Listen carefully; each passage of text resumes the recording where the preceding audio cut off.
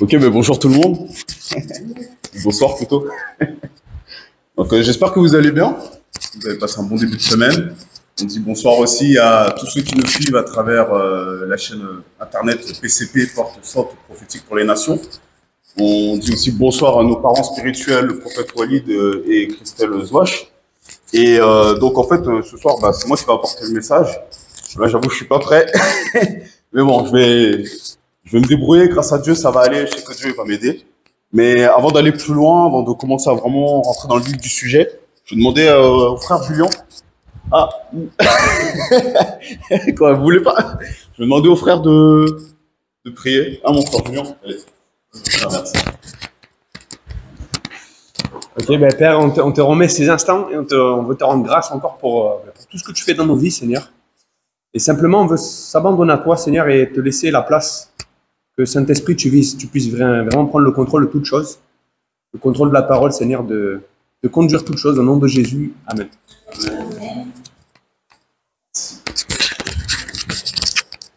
Bon, comme je disais, j'espère que vous allez bien en tout cas, malgré cette chaleur, parce qu'il fait super chaud ici. Non, nous on est à Toulon, là, le sud de la France, franchement ça cogne et tout. Et bon, moi j'étais en train de préparer mon message cet après-midi, tout ça. Et c'était dur. C'était vraiment dur.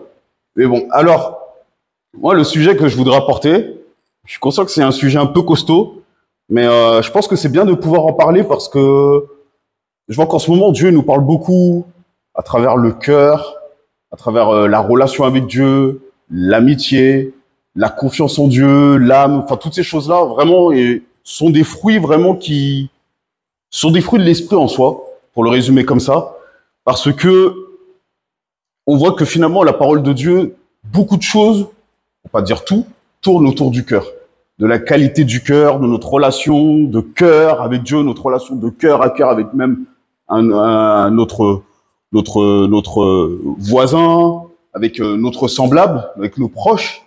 Donc on voit que le cœur est vraiment important, le cœur a vraiment une importance en soi, dans le royaume de Dieu, vis-à-vis de Dieu, et même il y a ce verset qui dit « Gardez votre cœur plus que toute autre chose ». Donc moi personnellement, le message que je voulais apporter, c'est le message qui concerne les 4 êtres vivants. La Bible, elle nous parle de 4 êtres vivants. Donc, je ne sais pas si vous avez déjà entendu parler de ça, mais on va aborder le sujet parce que pour pouvoir aller plus loin, en tout cas par rapport aux autres choses que j'aimerais aussi pouvoir aborder à un moment donné, si Dieu me le permet, je pense qu'il est bien de passer d'abord par cette étape-là. Et alors j'ai oublié ma Bible, mais merci au frère qui m'a précédé, qui m'a prêté sa Bible. Et alors, on va aller faire un petit tour, donc dans Apocalypse 4, chapitre 4, au verset 6 à 9. Et en fait, personnellement, c'est un message que je vais apporter en m'étant inspiré de ce que mon père spirituel, le prophète Walid, a déjà apporté sur sa chaîne. Hein. Je sais plus c'était en quelle année il a apporté ça, mais il l'a apporté, ça fait un petit moment déjà. Et ce sujet vraiment me parlait beaucoup avec tout ce que je vivais en ce moment. Dieu me parle beaucoup en ce moment. Je passe beaucoup de temps avec Dieu, beaucoup plus de temps qu'auparavant. Et finalement, ce message, il correspondait pas mal. Donc, Apocalypse 4, versets 6 à 9. Si vous y êtes déjà, vous me dites Amen. Ok, super. Je vais demander à madame, ma chère femme. Tiens. Merci. Devant le siège du roi, il y a comme une mer aussi transparente que du verre. Au milieu, autour de ce siège, il y a 4 êtres vivants qui sont couverts d'yeux devant et derrière. Le premier être vivant ressemble à un lion, le deuxième à un jeune taureau, le troisième a un visage semblable à celui d'un être humain, le quatrième ressemble à un aigle qui vole. Les 4 êtres vivants ont chacun 6 ailes. Ils ont des yeux partout sur les ailes et sous les ailes. Jour et nuit, ils chantent sans cesse. Saint, Saint, Saint, le Seigneur, le Dieu Tout-Puissant, celui qui est, qui était et qui vient. Ils chantent la gloire de celui qui est assis sur le siège royal, de celui qui est vivant pour toujours. Ils l'honorent et le remercient. Amen. Amen, amen. Donc, on voit que là, Apocalypse nous parle de ces 4 êtres vivants, donc que je disais. Et on voit qu'ils ont chacun donc une phase donc la phase de l'homme, la phase du lion, la phase du taureau et la phase de l'aigle. Mais donc ça c'est Apocalypse. Apocalypse, comme vous le savez très bien, c'est l'apôtre Jean qui a reçu la révélation lorsqu'il était sur l'île de Patmos. Mais on voit qu'il n'est pas le seul à avoir vu ces 4 êtres vivants. On a aussi Ézéchiel dans l'Ancien Testament qui, au chapitre 1, versets 9 à 12, qui nous parle de ces 4 êtres vivants. On va aller vérifier ça tout de suite.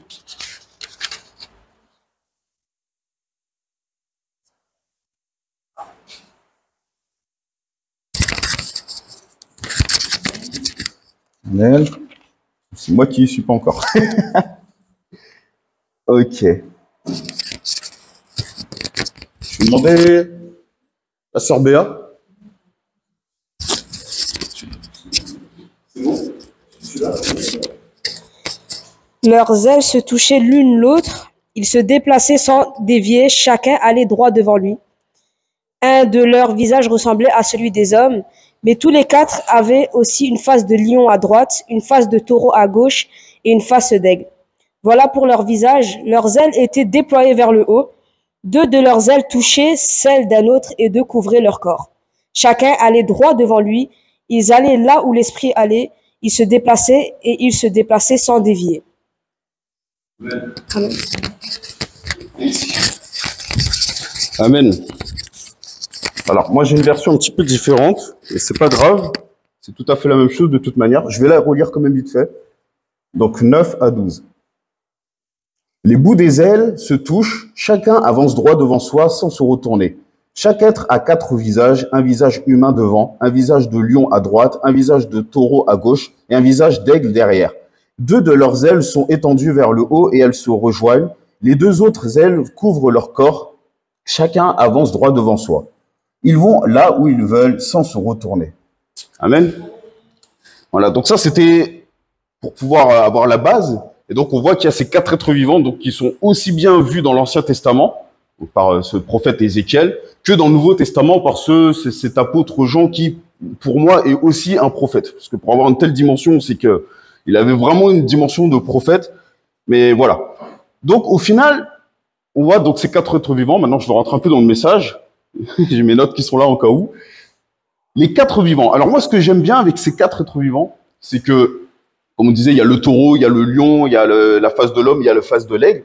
C'est que ces 4 êtres vivants, déjà, il y a quelque chose qu'ils ont en particulier en commun, hormis le fait que c'est Dieu qui les a créés. Il y a une autre dimension, c'est que chacun de ces 4 êtres vivants, ils ont une dimension de royauté. L'homme a cette royauté que Dieu lui a donnée quand il l'a créé sur la terre. Il a dit maintenant tu vas gouverner la terre. Maintenant tu vas faire ceci, tu vas faire cela. C'est toi qui vas t'occuper de toute la création que j'ai faite. C'est toi qui vas faire toutes ces choses-là en fait. Dieu va le laisser faire en fait. Donc il y avait cette dimension de royauté, cette dimension de roi en fait. On voit donc ça c'était pour l'homme. On voit qu'il y a la même chose pour le taureau. Le taureau est l'animal qui représente c'est un animal qui représente la royauté chez les animaux domestiques, mais c'est un animal aussi qui représente la force, qui représente le fait de pouvoir, voilà, la prospérité, la fertilité, toutes ces choses-là. C'est pour ça que le taureau est souvent utilisé dans les religions, dans toutes ces choses-là, et que souvent on utilise le taureau comme cette image de fertilité, de prospérité, le fait d'avoir de pouvoir réussir quelque chose en fait. Donc le taureau a cette image domestique, mais de royauté aussi. Ça fait 2. Maintenant, on connaît tous le roi. On a l'exemple avec le fait qu'il y a la parole qui nous dit que Jésus, c'est le lion de la tribu de Juda. Et on sait aussi très bien que le lion, même dans la savane, ou pour les animaux, même pour tout le monde, on sait que le lion, il a cette prestance, il a sa crinière, il a tout ça qui fait que on dit, waouh, le lion, il est majestueux, le lion, c'est un roi. D'accord? Même on voit très bien comment le lion fonctionne. Il est là, il a ses troupes, notamment par les liens et tout ça, mais c'est lui qui gouverne, il est au sommet, il protège le troupeau en soi, et ainsi de suite. Pour dire ça comme ça.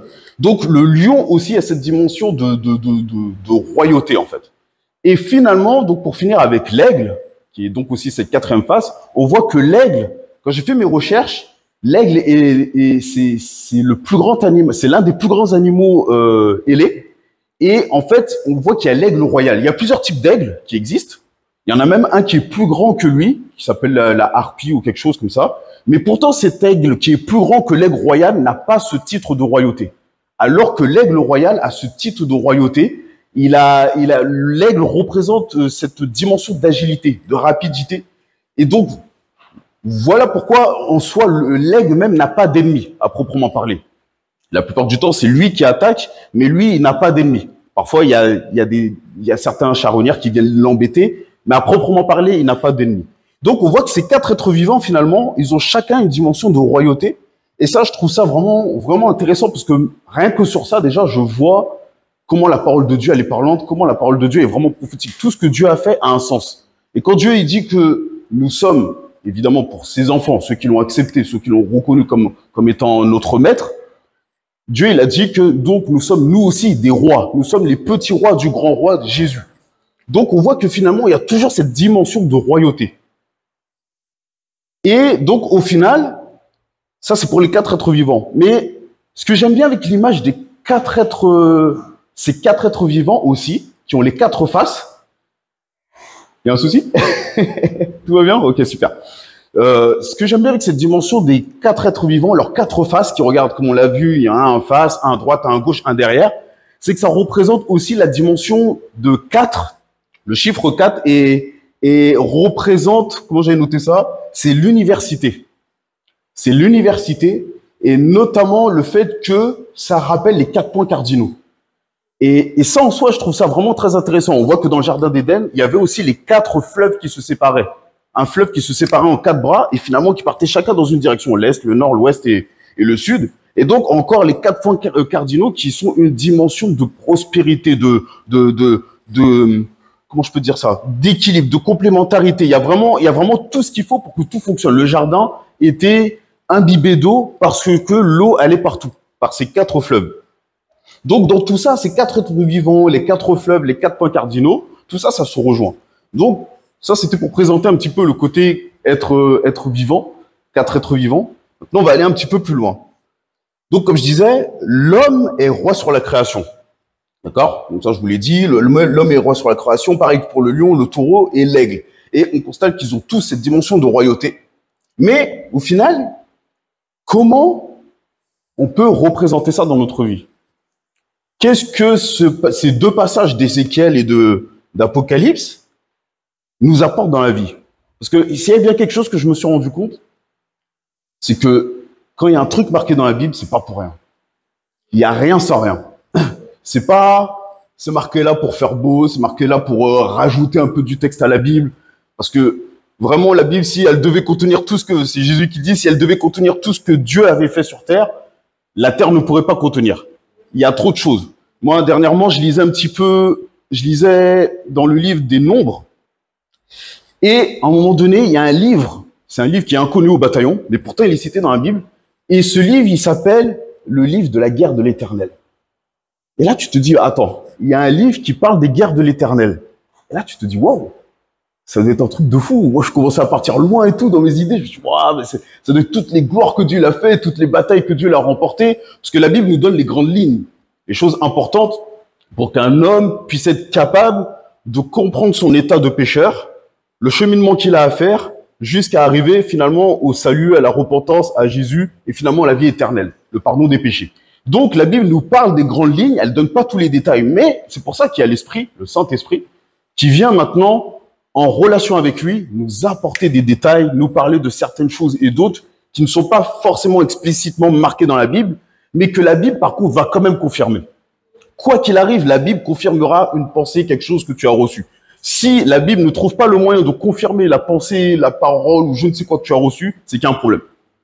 Mais si tu reçois une parole, une pensée, que Dieu te parle, tu n'es pas sûr que Dieu te parle, on n'est pas toujours sûr que c'est Dieu qui nous parle, des fois ça se mélange avec nos propres pensées, avec nos propres sentiments, enfin toutes ces choses-là, mais que tu vas vérifier dans sa parole justement, donc tu retournes à la source, et là tu verras, ah oui, effectivement, c'est vrai que ce que j'ai reçu, voici, il y a le verset qui est là, ainsi de suite, et ainsi de suite.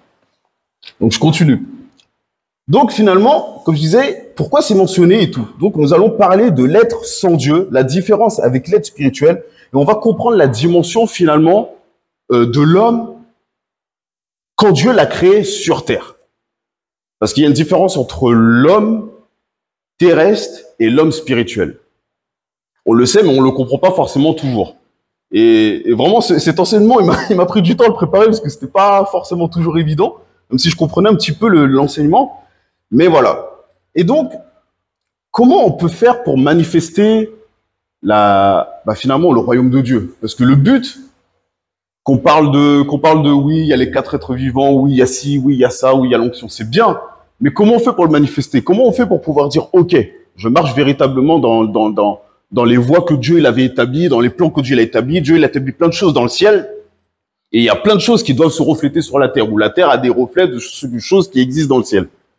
Mais au final, il ne s'agit pas seulement de savoir que voilà, on est chrétien, on est sauvé, on a accepté un jour Jésus, et puis tout va bien, je suis pardonné, et puis je vais au ciel. Ça, c'est ce que le salut nous dit, c'est ce que la parole de Dieu nous dit, ça c'est l'accord entre Dieu et nous à partir du moment où on accepte Jésus, donc là-dessus, on le sait très très bien, il n'y a pas de souci. Mais il faut aller plus loin que ça en fait. Et donc, au final, c'est le fait d'avoir été racheté, de savoir qu'on a l'autorité, l'identité en Christ va bien plus loin que ça, hein, comme je disais. Elle doit se manifester par des actions et des actes, des prises de position. Souvent, on a un problème avec les prises de position. On a un problème avec les actes. On a lu la parole de Dieu, comme je l'avais déjà dit il y a 2 semaines de mon témoignage. Je suis né à l'église, donc les témoignages, les versets bibliques et toutes ces choses-là, je connais, j'ai entendu à l'appel, je connais plein de chants, plein de cantiques, oui. Mais à quel moment, finalement, ça se manifeste dans ma vie? À quel moment, finalement, je peux rentrer dans une nouvelle dimension qui me permet de pouvoir dire, OK, d'accord, là, je vois une différence entre celui qui, finalement, vit sans Dieu et celui qui vit avec Dieu. Parce que, normalement, c'est avec ça qu'on va montrer au monde qu'il y a un Dieu, qu'il y a véritablement un Dieu. C'est en manifestant les fruits de l'esprit. C'est ce que la parole de Dieu nous dit. Et Jésus, il a dit, vous irez et vous chasserez les démons, vous parlerez les nouvelles langues et toutes ces choses-là, dans Marc 16. Et donc, c'est comme ça que finalement, les gens vont voir, voilà, il y a un Dieu. Donc, dans l'ancienne alliance, on voit que l'arche de l'alliance, pour revenir sur les quatre êtres vivants, on voit que l'arche de l'alliance était aussi portée par quatre êtres humains, pardon. Et c'était les Lévites, donc qui étaient le peuple sacrificateur. Et finalement, ces 4 êtres humains portaient donc l'arche de l'alliance. Et on voit que c'est la même chose finalement avec ces 4 êtres vivants aussi qui sont là devant le trône de Dieu, qui portent le trône de Dieu. Donc, on voit qu'il y a des similitudes. À chaque fois, il y a des choses entre la terre et le ciel qui sont là pour nous montrer qu'il y a une relation entre la terre et le ciel. Dieu a toujours voulu mettre une relation entre la terre et le ciel.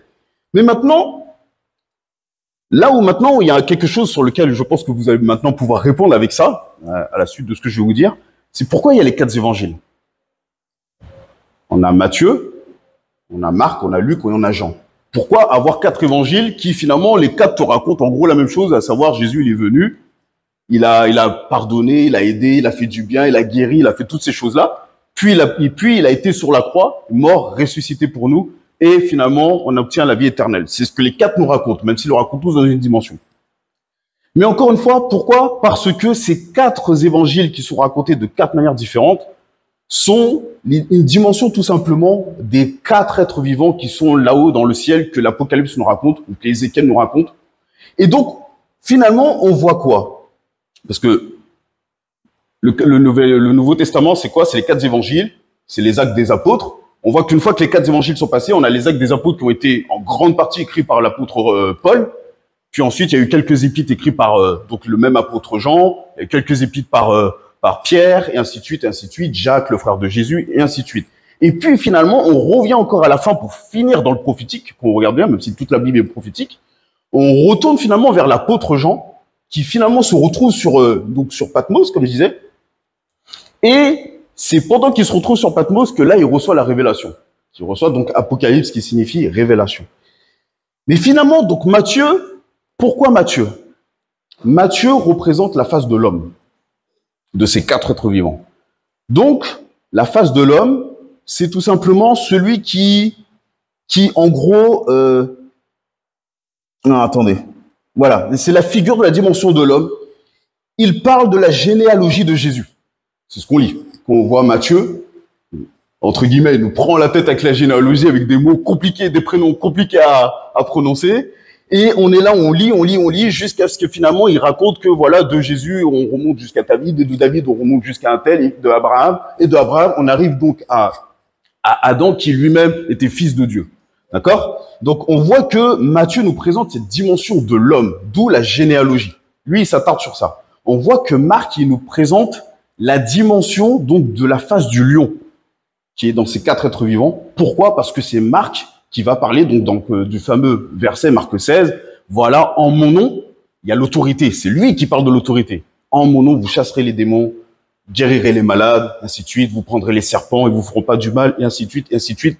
Dans Marc 16, versets 17 à 18 et 18. Donc ça, c'est Marc, l'autorité. Ensuite, on a Luc. Donc Luc, finalement, il représente la face du taureau. C'est celui qui travaille. Il faut savoir que Luc, c'est quelqu'un qui a adhéré à l'évangile, qui est arrivé à l'évangile parce qu'il a été, l'évangile lui a été présenté par l'apôtre Paul. Et comme l'apôtre Paul lui a présenté l'évangile, lui, il avait cette dimension de travail, Luc. Et il faut savoir que c'était aussi un docteur, c'était un médecin. C'est pour ça que finalement, lui, quand tu lis ses écrits à lui, c'est présenté différemment que Marc, et que c'est présenté différemment que Matthieu, et que lui, il va beaucoup te parler tu sens qu'il y a la rigueur dans sa manière de faire. Je ne dis pas que les autres n'ont pas eu de rigueur, mais lui, il y a une autre manière de procéder. Il a été chercher une investigation. Il le dit même à un moment donné, je ne sais plus dans quel verset, mais il dit, voilà, j'ai fait des investigations pour pouvoir regarder si ce que tu me disais était conforme. Donc quand il dit ce que tu me disais, il parle évidemment de l'apôtre Paul qui lui a amené l'évangile.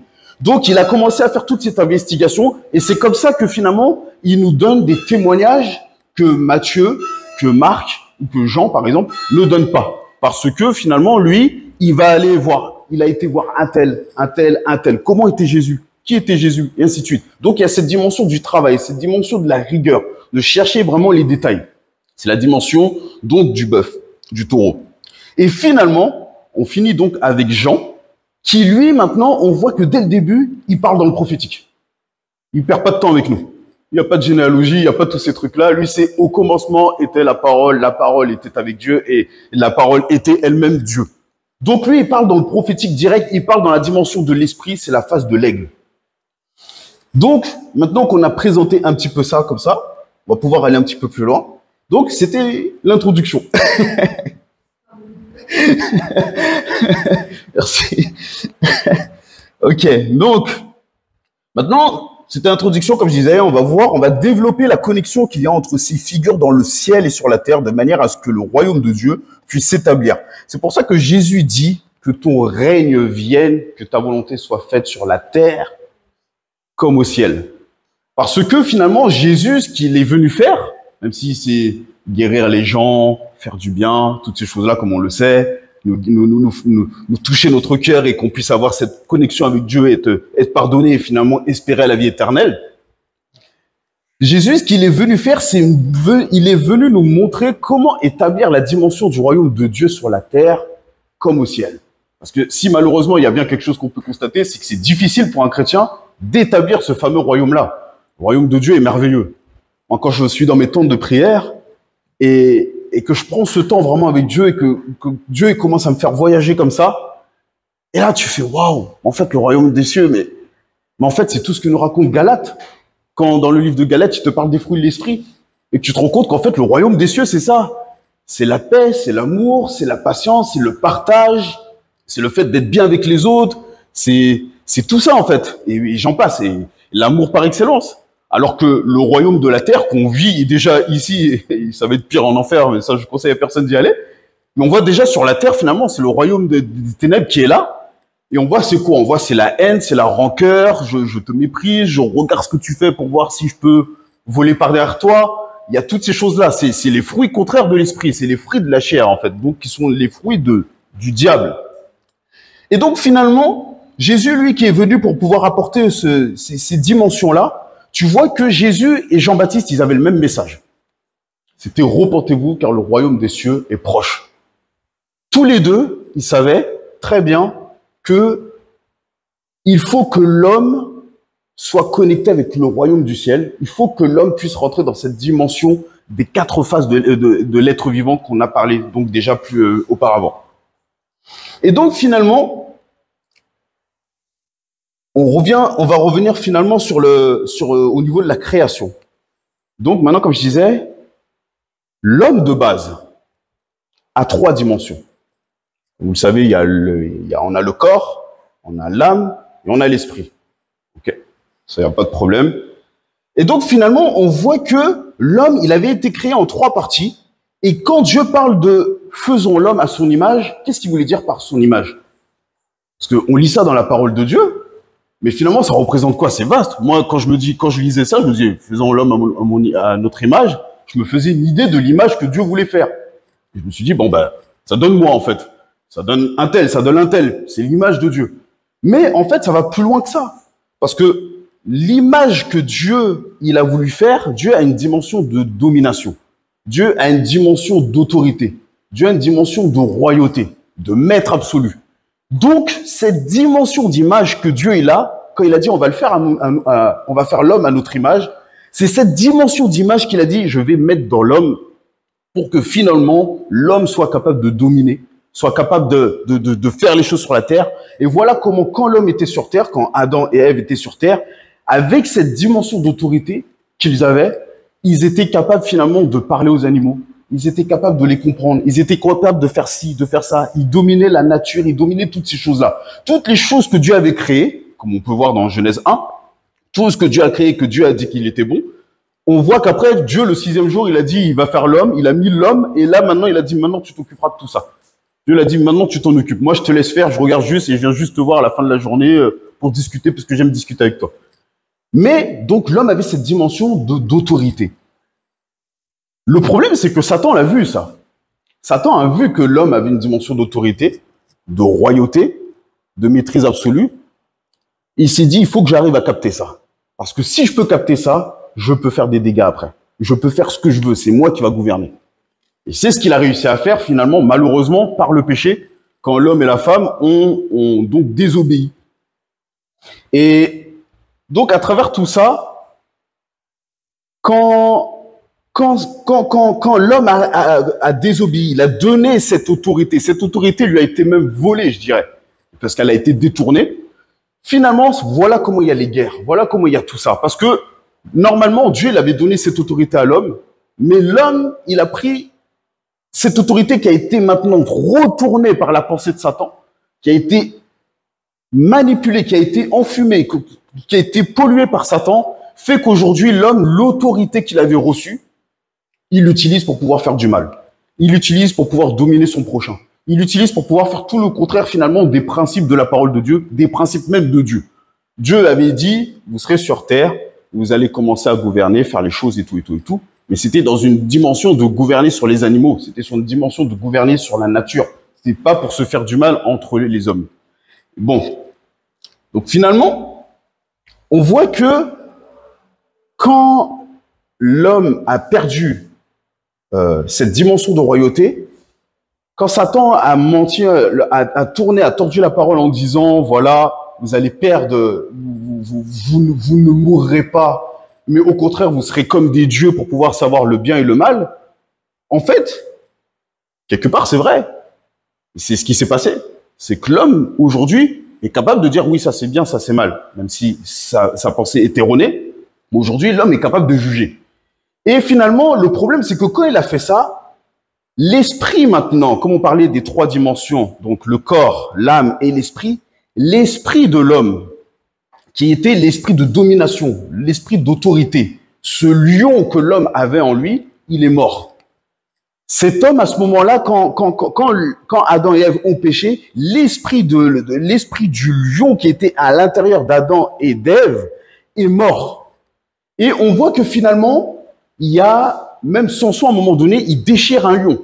D'accord? Je reviendrai sur ça plus tard. Mais, donc, cette autorité qui s'est perdue là, quand le lion est mort, finalement, là, l'homme a commencé à se retrouver complètement perdu. On voit que finalement, du lion qui est mort, la domination, l'autorité qui est morte, finalement, de là, même l'âme s'est retrouvée en mauvais état. s'est retrouvé dans une situation compliquée parce que finalement, la parole nous dit quoi? Que quand Dieu a cherché l'homme, l'homme a eu peur. Je me suis dit, l'homme, il a eu peur. Comment ça, l'homme, il a eu peur? Alors certes, le péché fait rentrer, le péché, le fruit du péché est de faire rentrer la peur. Mais en fait, l'homme avant, avec cette domination qu'il avait, cette autorité qu'il avait, cette dimension qu'il avait de tout comprendre, de tout maîtriser, d'un instant à un autre, il n'a plus rien compris. D'un instant à un autre, tout d'un coup, là c'est comme si on est là, on est calme. Mais c'est comme si tout d'un coup on commence à entendre des rugissements de lions, des girafes, ou des hippopotames, ou toutes sortes d'animaux. Tu commences à, et t'entends ça tout d'un coup. On va un peu flipper quand même, tu vois. On va se dire, ouais, j'espère que le lion, il est pas tout près. Mais eux, à l'époque, cette dimension de rugissement et compagnie, ça les faisait pas peur. Ils comprenaient le rugissement. Quand le lion rugissait, ils comprenaient ce que le lion voulait dire. C'était un mot. Pareil pour l'oiseau, pareil pour tous les animaux. L'homme, Adam et Ève, avant, ils comprenaient. C'est pour ça qu'ils n'avaient pas peur. Mais lorsqu'ils ont eu peur, parce que le péché est rentré, donc leur compréhension s'est perdue. Et là, voilà qu'ils ne comprenaient même plus les animaux, ne comprenaient même plus la nature, ils ne comprenaient plus tout ça. Ça a été un chamboulement. Et voilà comment ils ont été se cacher dans un coin, parce qu'ils flippaient. C'est normal. Et donc, finalement, Dieu les cherche. Où es-tu? Où es-tu? Mais on a eu peur, nanana, on connaît tout le restant de l'histoire. Ok. Donc, finalement, l'homme a continué comme ça. Finalement, Dieu a donc dû donner son jugement au serpent, à la femme, à l'homme. Et on voit que même là, comme on disait, même si l'homme a perdu l'autorité, mais on voit que maintenant, même son âme a été touchée. Pourquoi? Parce que finalement, Dieu, il dit, après qu'il est maudit, il est maudit le serpent. D'ailleurs, il a maudit seulement le serpent. Je veux préciser ça. On constate que Dieu a maudit uniquement le serpent, il n'a pas maudit l'homme. Il a puni l'homme, mais il ne l'a pas maudit. Le serpent était maudit. Et ça, c'est très important parce que pour moi, c'est encore une manifestation de la grâce de Dieu. Et donc, finalement, on voit que quand Dieu a parlé à Ève, il lui a dit, maintenant, ça va devenir une souffrance pour toi d'accoucher, pour enfanter. Ça va être difficile pour toi. Et tes soupirs vont se tourner vers ton homme, mais ça va être difficile, tu vois.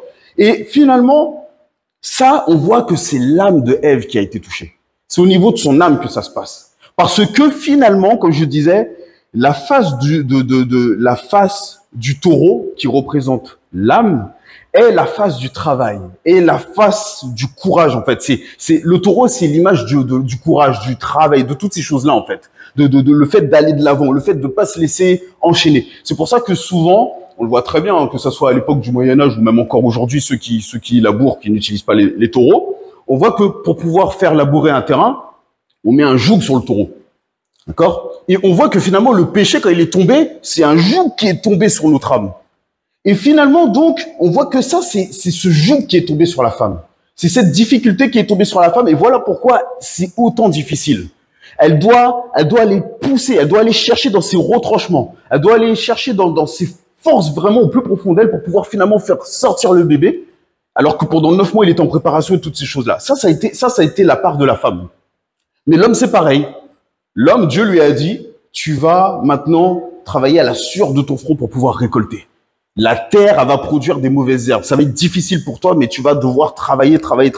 Et on voit que lui aussi, c'est pareil. C'est son âme. En fait, Dieu parlait de son âme à ce niveau-là.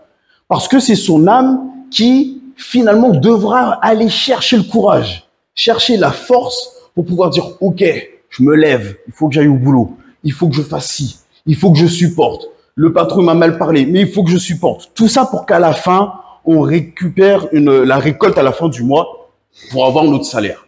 Donc voilà comment finalement on voit que même l'âme a été touchée dans tout ce chamboulement que Satan il est venu faire. Chose qu'évidemment il n'a pas présenté à Adam et Ève quand il leur a présenté le poteau rose comme on dit. Donc maintenant je vais avancer un petit peu. Alors, je vais arriver quand même sur la partie du corps, parce que c'est aussi un élément important. On voit que, alors, je disais, c'est l'âme, voilà, quand c'est notre âme qui renferme tous les sentiments. Hein. Alors, voilà pourquoi il y a besoin de niveau de délivrance. Je me permets de donner ce petit message-là aussi. Le prophète en avait parlé, mais je le redonne encore. Voilà pourquoi il y a besoin de délivrance et pourquoi il y a les délivrances d'âme. Parce que il y a des moments où, alors, je ne mets pas en cause le fait que la parole de Dieu a dit tous ceux qui ont reçu Jésus sont sauvés. Ça, il n'y a pas de problème. Ça, c'est le salut. Ça, peu importe ta situation sur terre. Tu as reçu Jésus, tu l'as accepté, tu as demandé pardon pour tes péchés. Dieu est ton maître, Jésus est ton sauveur, tu es sauvé. Tu vas au ciel, quoi qu'il arrive. Même si tu es dans la misère, tu iras au ciel. Ça, c'est un accord que Dieu il a fait, c'est une alliance que Dieu il a fait avec nous.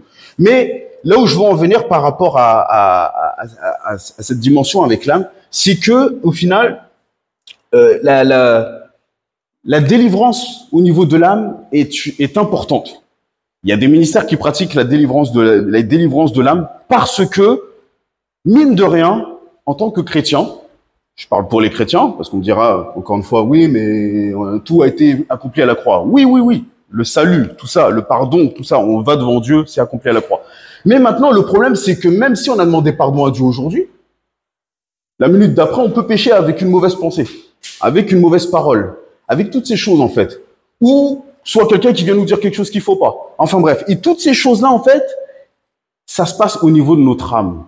Et donc maintenant, comme c'est soit nous-mêmes on pêche par notre âme qui est dans le péché, ou soit c'est les péchés de nos pères qui font qu'il y a des choses, il y a des jougs qui sont là sur notre âme. Et voilà pourquoi la délivrance de l'âme est importante pour finalement briser ces fameux jougs qui pèsent sur nous et qui viennent finalement nous asservir et qui viennent nous amener dans la tristesse, dans la dépression et dans toutes ces choses-là.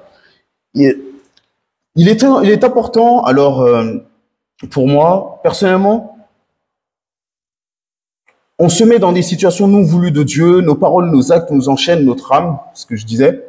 Je relis un petit peu mes notes. Mais voilà. Vous savez, c'est quelque chose que je me suis rendu compte quand j'écrivais cet après-midi-là.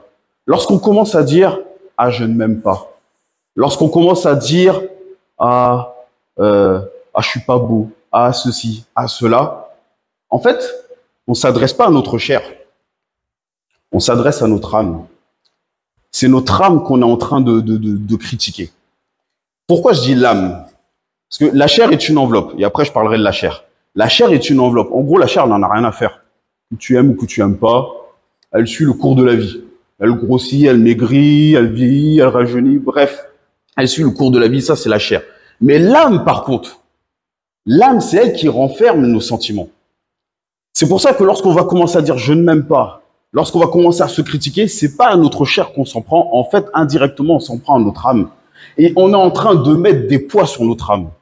Et c'est pour ça qu'il est important, vraiment, de prendre soin de notre âme, de faire attention de ce qu'on dit par rapport à notre âme, de faire attention comment on se considère.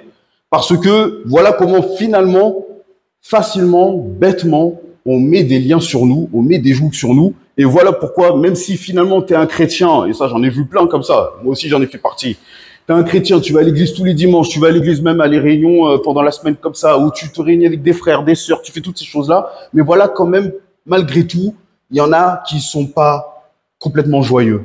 Il y en a qui ne sont pas bien dans leur peau. Parce que finalement, au niveau de leur âme, ils savent qu'ils sont sauvés. Ils savent que Dieu les aime, ils savent que ça, il n'y a pas de problème. Mais au niveau de leur âme, il y a un problème qui fait qu'ils sont maintenus comme ça. Et voilà pourquoi ils sont dépressifs. Voilà pourquoi il y a tous ces liens qui sont là. Donc, voilà, c'est le petit message par rapport à l'âme. Très important, prenons soin de notre âme. Il y a David, j'aime beaucoup quand David il dit « Mon âme bénit l'Éternel, n'oublie aucun de ses bienfaits. » Vous savez, je disais, j'ai grandi à l'église. J'ai bientôt 37 ans. Et finalement, j'ai pu voir que, en allant comme ça à l'église et compagnie, ben voilà, ça n'enlève pas toute cette peine-là. Mais c'est quand vraiment tu as cette relation avec Dieu que là, tu commences à comprendre les versets bibliques. Et en ayant cette relation avec Dieu, c'est là où j'ai pu comprendre finalement ce verset où quand David il dit, oui, voilà, mon âme, réjouis-toi, mon âme, réjouis-toi. C'est David qui dit ça. Et je comprends mieux pourquoi Dieu disait que David était son ami. Parce que David avait compris que le fait que son âme parle bien, son âme ne pêche pas. Et comme son âme commence à parler d'amour, commence à se réjouir, commence à parler des merveilles de Dieu, alors il rentrait dans une certaine dimension avec Dieu, dans une certaine relation, et là il créait un accès avec Dieu. Voilà pourquoi finalement David avait cette proximité avec Dieu, même si David, il a fait des choses excellentes, mais il a fait aussi des choses catastrophiques, il faut le dire. Mais comme il avait compris un certain principe spirituel, ça lui permettait de rentrer dans une certaine dimension, et de là, Dieu a pu le qualifier d'ami. Moi, j'aimerais bien que Dieu me qualifie d'ami, même si je vais pas pleurer, Dieu me qualifie étant son fils. Donc, merci Seigneur, et ça j'en ai la conviction, je le sais. Mais voilà, vraiment, ce petit message, cette petite parenthèse que je veux donner, vraiment, votre âme. Prenez soin de votre âme. Parlez à votre âme. Encouragez votre âme. Le matin, vous vous levez, dites, hey, mon âme, regarde, je suis en vie. Regarde, je suis en bonne santé. Regarde, Dieu permet que, là, je me lève. Ah tiens, je peux sentir, je peux toucher, je peux vivre, j'entends, je parle, je vois, voilà. Rappelez à votre âme les bienfaits de l'Éternel. Vous verrez qu'il se passera des choses pour vous. Parce que automatiquement, le fait de commencer à rappeler à votre âme les bienfaits de Dieu, alors vous réjouissez le cœur de Dieu. Et comme vous réjouissez le cœur de Dieu, Dieu automatiquement, il est là. La parole de Dieu, elle nous dit que Dieu, il siège au milieu des louanges de son peuple. Donc comme j'en avais déjà parlé avec certains frères ici, les louanges, c'est quoi? C'est pas forcément chanter. Les louanges, c'est le fait de dire quelque chose de bien, quelque chose d'agréable, quelque chose de bon. Ça, c'est louange. Moi, je suis pas très fort en chant. J'avais parlé avec mon frère Julien, je suis pas très fort en chant, mais je loue Dieu autrement. Et quand vraiment je prends ce temps juste avec Dieu, je dis voilà Seigneur, je veux prendre ce temps et là je veux commencer à te dire merci. C'est ma louange en fait. Et cette louange vraiment, elle déclenche quelque chose. Et je vis des choses comme ça avec Dieu extraordinaires. Dieu il me parle. Dieu, quand on veut prendre le temps avec Dieu, Dieu il prend le temps avec nous. C'est un père. Ça c'est ce que j'ai compris. Dieu c'est un père. Si Dieu ne vient pas vous voir, c'est qu'il y a un problème avec votre cœur. C'est qu'il y a un problème au niveau de votre positionnement. Pourquoi je me permets de dire ça? Jésus, il était en relation tous les jours avec le Père. À aucun moment donné, il était sans le Père. Le seul moment, c'est quand il dit « Père, pourquoi m'as-tu abandonné ?» C'était quand il se retrouvait sur la croix. C'était le seul instant où il a dit ça. C'était juste un instant. Pendant tout le restant de sa vie. C'est minime, c'est rien du tout. Donc, moi, je pense, et pour être en train de le vivre ces temps-ci, je pense qu'il est possible de passer du temps avec Dieu, d'être en communion avec Dieu, d'entendre Dieu constamment, régulièrement.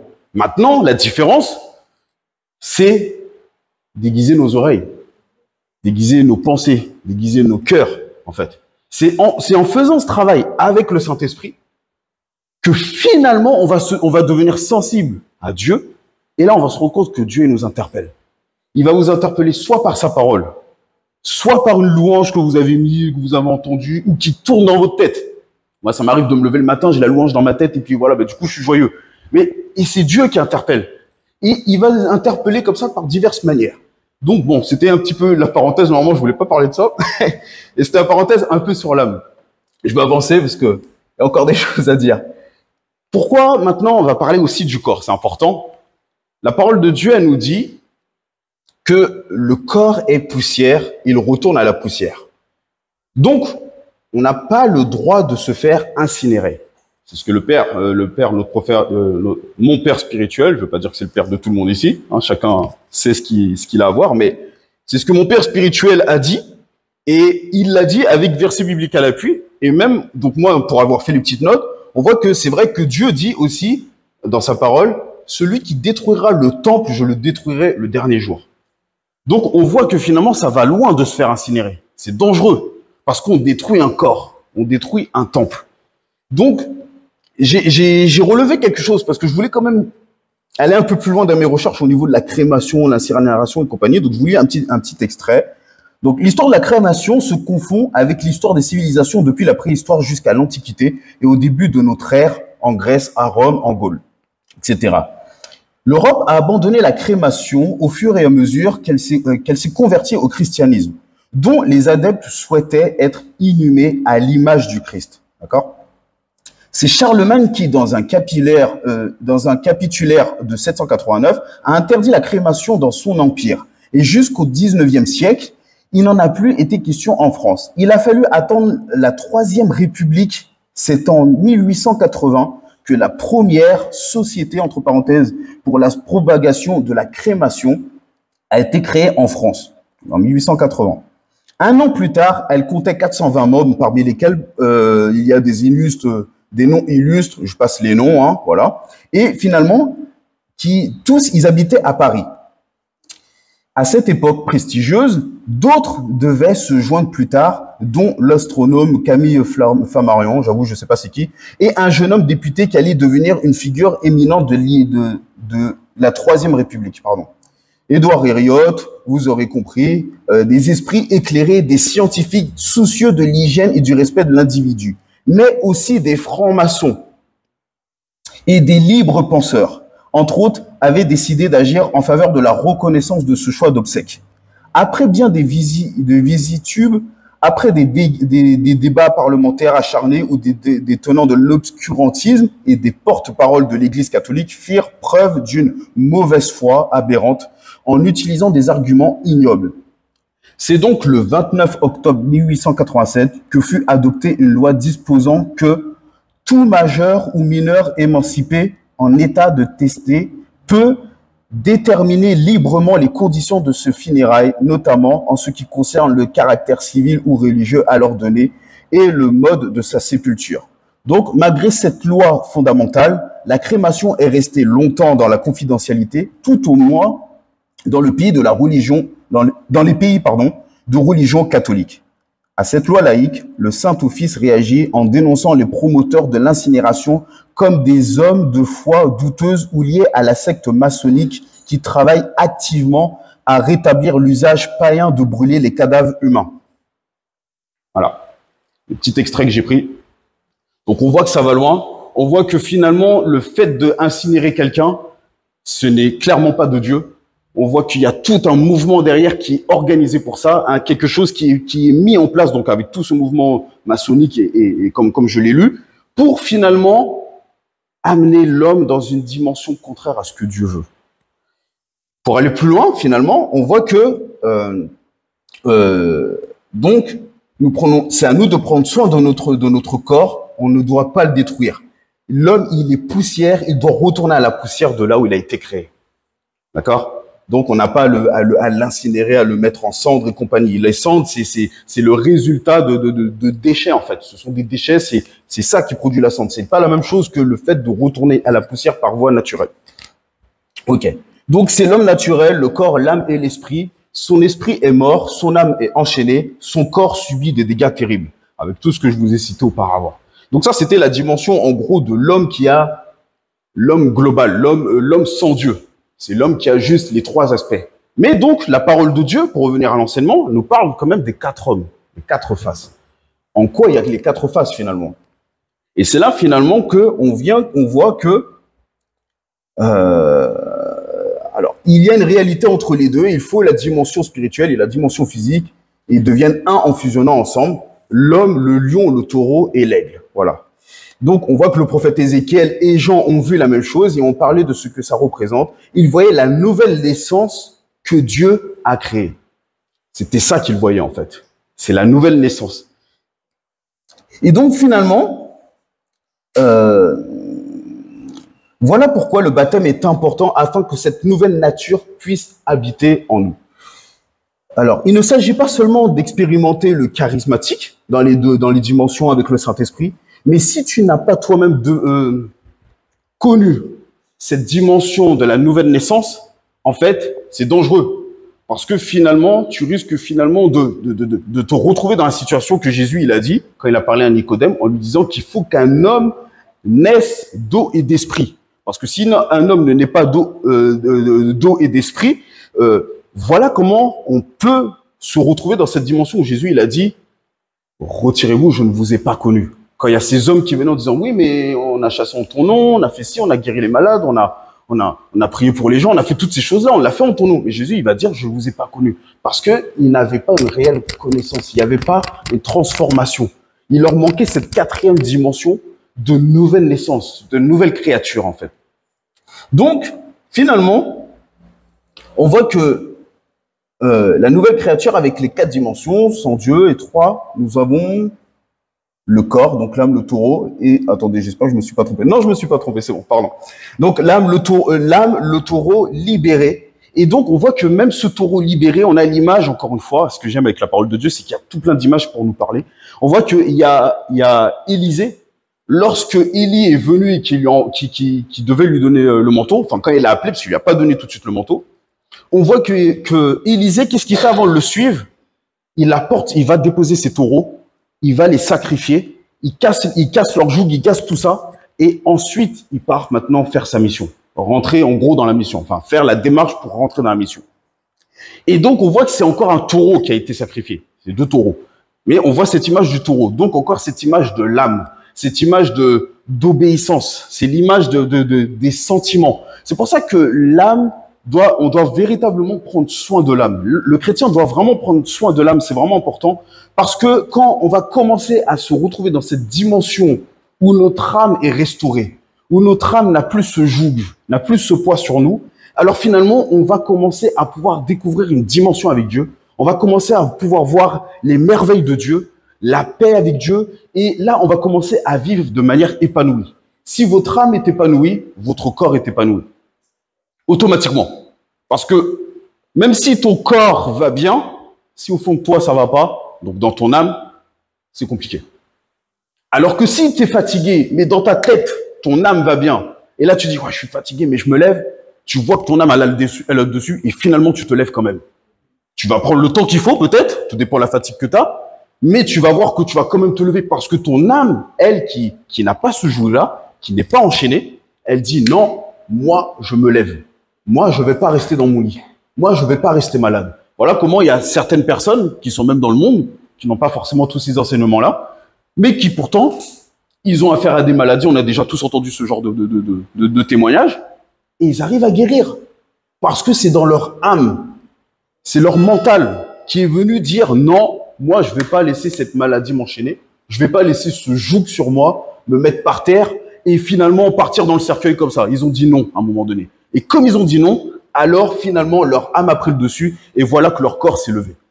Donc voilà, c'est très important l'âme. Je parle beaucoup de l'âme, mais c'est vraiment très important. C'est quelque chose sur lequel Dieu m'a beaucoup parlé. Je vais avancer un peu parce que le temps il file. Ok. Donc finalement, on a le lion qui est donc le nouvel esprit. L'esprit de Jésus, d'accord? C'est ce qui fait de toi la nouvelle naissance. Voilà pourquoi c'est important de passer par la nouvelle naissance. Parce que lorsqu'on passe par la nouvelle naissance, en fait, c'est ton ancien esprit, le lion qui est mort, comme je le disais auparavant, à l'époque avec Adam et Ève, leur lion qui est mort, c'est tout qui était là pour dominer, il est mort à ce moment-là. Donc comme ce lion est mort, maintenant on a le lion de Juda, l'esprit de Jésus, qui vient à cette place maintenant. Et donc, voilà pourquoi finalement, maintenant nous avons l'esprit de Jésus, le roi de gloire, le lion de Juda. Il y a le Saint-Esprit et l'Esprit de Jésus. Voilà pourquoi on a 4 dimensions. Voilà pourquoi on a 4 dimensions. L'être spirituel a 4 dimensions et non pas 3. Le premier homme a été créé à l'image de Dieu, mais le deuxième homme a été participant à la nature divine. C'est ce que nous dit la parole de Dieu. L'image est pour la domination. Participant veut dire que quelque chose est venu et habite en toi. C'est une différence vraiment très importante. On est donc devenu une nouvelle créature parce qu'il y a quelque chose de nouveau qui est venu. Les choses anciennes sont passées, c'est ce que nous dit la parole de Dieu, et toutes choses sont devenues nouvelles. Et comme son esprit maintenant habite aussi en toi, alors tu es devenu sans péché. L'esprit de Jésus, bien sûr. Hein. L'esprit de Jésus est venu en toi, donc tu es devenu sans péché. Voilà pourquoi dans le monde spirituel, on te voit sans péché parce qu'on voit Christ à ta place. Quand tu as cette espérance de la gloire et d'aller au ciel, alors tes péchés sont pardonnés. Voilà comment le Saint-Esprit peut venir te remplir et finalement te baptiser. Tu reçois l'approbation du feu, du ciel, et voilà comment tu es transformé. Et ça en fait des répercussions sur ton âme. Le joug sur ton âme peut être brisé et te donne une force nouvelle, pour que ton corps soit propulsé dans cette dimension de gloire, là où il y a le renouvellement de l'intelligence et de la sagesse. Je vous donne un petit exemple. Par exemple, moi je sais que, comme vous le savez ici, j'avais pris un temps de jeûne avec Dieu, un temps vraiment d'isolement, c'était même un temps de retraite. Et je remercie ma femme parce que c'est ma femme qui me disait « Pourquoi tu prends pas un temps de retraite, un temps de retraite ?» Moi j'avais plus l'habitude de faire des temps de jeûne. Mais un temps de retraite, j'avais jamais fait. Un temps où je m'isole vraiment, vraiment complètement, j'avais jamais fait. C'est ma femme qui m'a dit « Pourquoi tu ne fais pas ça ?» Je dis « Bon, on verra. » Et puis finalement, à un moment donné, c'est revenu, là je dis « Ok, je vais le faire. » Je sentais qu'il fallait le faire. Je sentais que Dieu attendait ce temps avec moi. C'est pour ça que je me permets de dire, Dieu attend qu'on vienne le voir. Dieu, il attend Dieu, il souhaite qu'on soupire après lui. On a l'Esprit de Dieu qui dit, Abba Père. Donc, on est là. Il y a son esprit qui soupire. En vrai, si on fait attention, on a l'Esprit de Dieu qui soupire et qui nous dit, va lire la parole, va prendre un temps avec Dieu, va prendre un temps de louange, va faire ceci, va faire cela. Tiens, isole-toi un peu. C'est nous qui ne comptons pas. Souvent, c'est nous qui ne comptons pas. Mais en vrai, souvent, il y a l'Esprit de Dieu qui est là et qui vient, qui nous envoie cette petite pensée en disant, prends ce temps avec Dieu. Prends ce temps avec le Père. Cherche le Père. Pourquoi? Parce que quand tu commences à faire ça vraiment, il y a David qui dit, un jour dans tes parvis vaut mieux que 1000 d'ailleurs. Vous savez, il s'agit pas de juste d'attendre d'arriver le dimanche à l'église pour pouvoir vivre un peu ce temps de parvis qui vaut mieux que 1000 ailleurs. Ça, on peut le vivre chez nous. On peut le vivre à n'importe quel moment. Je me permets vraiment de le dire parce que je l'ai vécu. Et vous savez, ce temps de retraite, j'ai pris 4 jours. Dieu sait, et vous savez très bien ici, comment j'ai beaucoup de travail. Je travaille dans le numérique, dans l'art. Et ça me prend énormément de temps, surtout que j'ai un salon là que je dois assister au mois de septembre. Mais vous savez quoi? Même si je savais que j'avais un planning à tenir pour pouvoir faire mon temps de travail, tel jour et tout, j'ai dit, je vais prendre 4 jours quand même, juste avec Dieu, je ne vais pas travailler. Ça va être un temps que je vais consacrer pour Dieu. Et ben, en faisant ça, vraiment, Dieu, il m'a honoré. C'est vraiment, Dieu m'a honoré. Moi, je voulais voir Dieu. J'étais parti là-bas, ce temps de retraite pour que, mon seul truc, c'était voir Dieu. Je voulais juste voir Dieu. Je voulais juste voir que Dieu se manifeste. Je voulais voir un ange, je voulais voir le Saint-Esprit. Je vous l'ai déjà dit, ça m'est déjà arrivé de voir le Saint-Esprit plusieurs fois dans ma vie. Merci Seigneur, c'est une grâce qu'il m'a fait. Et moi, j'étais parti en me disant, je veux revoir Dieu. Je veux passer ce temps avec Dieu. C'est tout. J'étais pas parti pour avoir des dons, des miracles ou je ne sais quoi. Non, juste voir Dieu. Et ben, Dieu, il a fait mieux que ça. Dieu m'a pas permis de le voir. Dieu m'a pas permis de l'entendre audiblement. Mais par contre, Dieu, il était là tous les jours. Tous les jours, il y avait la présence de Dieu. Tous les jours, Dieu me parlait à un moment donné. J'ouvre sa parole, il me parle. Je prends un temps pour le remercier, il me parle. Je prends un temps pour chanter, il me parle. Je prends un temps pour écouter un enseignement, il me reparle à travers l'enseignement que je mets comme ça, entre guillemets, au hasard, pour me parler d'un truc qu'il m'avait dit plus tôt dans la journée. Il vient me confirmer des choses. Et ça a été ça pendant les 4 jours. C'était un truc de fou. Et moi, j'encourage vraiment chaque chrétien, vraiment de chercher Dieu. Et même pas que les chrétiens, même les hommes de base. Cherchez Dieu. Si vous cherchez Dieu, Dieu va se trouver. Dieu va se montrer. Dieu ne se cache pas. La parole de Dieu, dit Dieu se cache. Quand la parole de Dieu dit qu'il se cache, et moi, comment je comprends, c'est dans le sens où il faut que tu ailles faire ce que tu as à faire pour toi-même pouvoir le trouver. Mais Dieu, en soi, il est là. Dieu, il est déjà là. Il a déjà fait tout ce qu'il avait à faire. Si on veut trouver Dieu, il suffit de prendre sa parole. Une Bible, on en trouve partout. Si on n'a pas une Bible en physique, on peut aller sur Internet. Tu tapes la Bible, tu trouves. C'est facile. Tu vas sur YouTube, tu trouves. Il y a des gens qui parlent de Dieu dans tous les sens. C'est facile.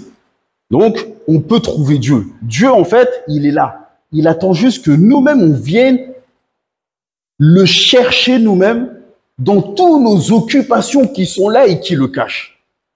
Mais c'est pas Dieu qui se cache.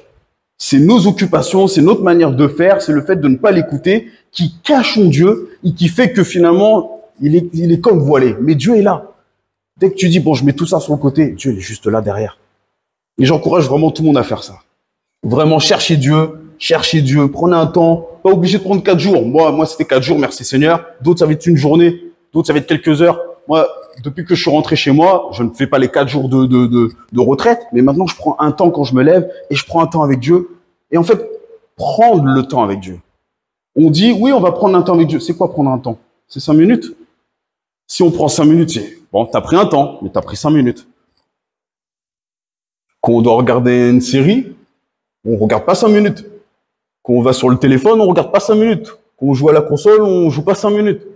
Mais quand il s'agit de Dieu, on prend 5 minutes. Merci Seigneur, tu m'as béni, tu m'as fait grâce. Amen, je t'aime. Et puis à ce soir. Ou à demain. Ou à la prochaine fois qu'on a envie de prier. C'est sûr que si on fonctionne comme ça, Dieu ne pourra pas nous parler. Ou du moins, Dieu va nous parler, mais comme on n'est pas habitué à l'entendre, alors on ne va même pas remarquer qu'il nous a parlé. Pourtant, Dieu, quand il va voir qu'on vient le voir, même si on lui a donné 5 minutes, Dieu va saisir l'occasion. Dieu ne manque pas une occasion pour essayer de nous parler. C'est nous qui manquons l'occasion de l'écouter. Donc, je vais avancer un petit peu. Alors, et finalement, comme je disais, je veux que tu prospères à tous égards et sois en bonne santé, comme prospère l'état de ton âme. C'est troisième épître de Jean, verset 1, chapitre 1, verset 2 qui dit ça. Donc, chacune de ces 4 phases, finalement, vont se manifester naturellement dans nos journées, vos semaines, vos mois et vos années. Quand, par exemple, vous vous sentez faible, abattu, dépressif, etc., c'est votre phase de taureau qui a été attaquée. Quand vous voyez que vous vous levez, vous n'êtes pas bien. Ça arrive souvent. Hein, je me lève du mauvais pied, je suis pas bien, je suis aigri, compagnie. C'est ton âme durant la nuit qui a subi des attaques. Donc là, maintenant, avec ce genre d'enseignement, je vous parle de ça, et encore une fois, je remercie le prophète Walid qui avait fait un enseignement vraiment très clair tout ça. Moi, j'ai un peu reparlé avec mes mots, mais vous pouvez aussi trouver son enseignement. Ça s'appelle les 4 tétramorphes, les 4 tétramorphes, les êtres vivants. Je crois on remettra le titre bien comme il faut. Mais finalement, on voit que, voilà, comme je disais, quand vous vous levez et que vous vous sentez pas bien, c'est votre âme. C'est encore votre âme qui a subi des attaques pendant la nuit. C'est votre âme qui a été enchaînée pendant la nuit. C'est votre âme qui a subi un joug pendant la nuit. Et voilà comment ça se fait que vous allez vous lever fatigué, pas bien, dépressif, pas le moral, toutes ces choses-là, pas l'envie, pas le goût. C'est votre âme, c'est vos sentiments qui sont attaqués. Donc là, quand ça se présente maintenant, là, ce que vous pourrez faire, c'est que quand vous vous levez, vous voyez que vous n'allez pas bien, là, vous pouvez dire, bon, mon âme, tu vas pas bien. Réjouis-toi, mon âme. Regarde, Dieu a fait ça dans ta vie. Dieu a permis, vous savez, il y a ne serait-ce qu'une chose sur laquelle on peut remercier Dieu. Ça, n'importe quel humain peut le faire. C'est que vous êtes en vie. Vous êtes en vie. Vous pouvez ne pas être peut-être en pleine santé. Vous pouvez peut-être être handicapé. Vous pouvez peut-être, voilà. Ça peut arriver. OK. Mais vous êtes en vie. Et juste pour ça, vous pouvez dire merci à Dieu. Parce qu'il y en a, ils n'ont pas passé la nuit. Il y en a, ils passent pas la nuit. Il y en a, ils n'ont même pas eu l'occasion de pouvoir se repentir. C'est triste, mais c'est une vérité. Alors toi, tu es en vie, c'est l'occasion de te lever, de dire, OK, c'est vrai, je suis en vie. Ne serait-ce que ça. Même si après, tu n'es pas content pour plein d'autres domaines, c'est d'autres débats. Mais on a au moins une bonne raison de remercier Dieu. On est en vie quand on se lève. On a ouvert nos yeux. On bouge. Donc, vous ouvrez vos yeux. Vous êtes en vie. Merci Seigneur. Je suis en vie. Oh, je suis en forme. Mes mains, ma motricité, elle est là. Merci Seigneur. Parce qu'il y en a, ils se relèvent, ils sont paralysés. Rien que ça. Tu vois. Et après, finalement, tu continues, tu vas plus loin. Tu te rends compte, mais tiens, je parle. Ah, ma voix, elle est toujours là. Je ne l'ai pas perdue pendant la nuit. Là, c'est pareil. Seigneur, là, ma voix est toujours là. Je peux dire bonjour à ma femme. Je peux dire bonjour à mon mari. Je peux dire bonjour à mes enfants. C'est une grâce, Seigneur. Rien que pour ça encore, vous pouvez remercier Dieu. Donc voilà comment déjà on a remercié Dieu sur 3 choses. D'un simple merci qu'on a l'habitude de faire, Seigneur, merci, j'ai bien dormi. Là, on est déjà passé à 3 étapes. Et là, on continue comme ça. Et on peut aller loin encore comme ça. Dieu m'a beaucoup parlé aussi au niveau de la prière. Je ne vais pas rentrer là-dedans ou là maintenant parce que sinon, ça va être très long encore. Mais voilà comment on peut finalement remercier Dieu facilement. Donc ça, c'est votre âme. Quand vous n'allez pas bien, vous levez. Vous savez que vous n'êtes pas bien. Priez au niveau de votre âme.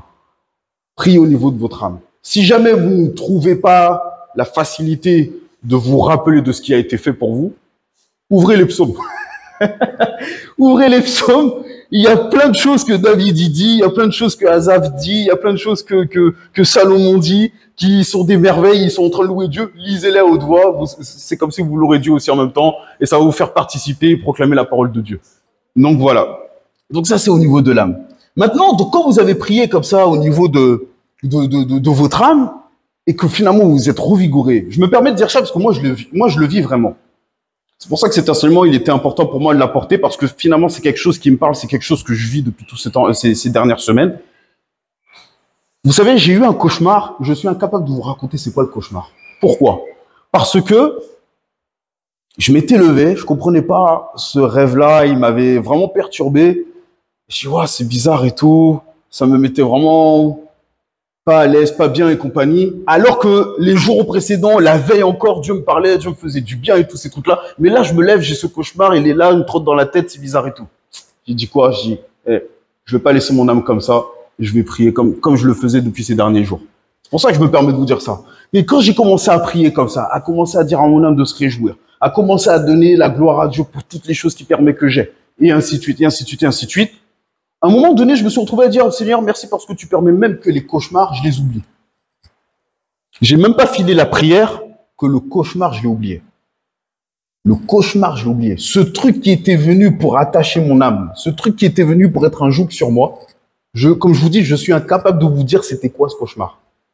Dans l'instant même, ça a été parce que mon âme, je l'ai pas laissé s'abattre, je l'ai pas laissé se faire abattre comme ça par quelque chose qui est venu dans la nuit.